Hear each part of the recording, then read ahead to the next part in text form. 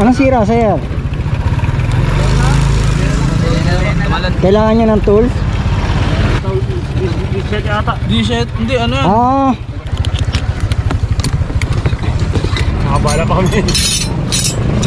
hawak ako na ito.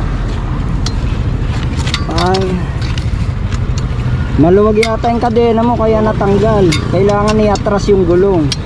Ito naman, kailangan higpitan to para mabatak yung kadena. Ayan o, laylay o.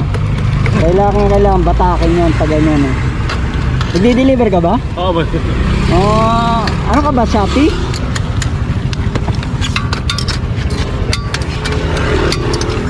Napabayaan lang yung kadena. Oo, lagi ko din uwi na rin. Yan. Ngayon, gawin mo, start mo makina, paandarin mo hanggang 4th gear. Ngayon, gawin mo, testing mo muna.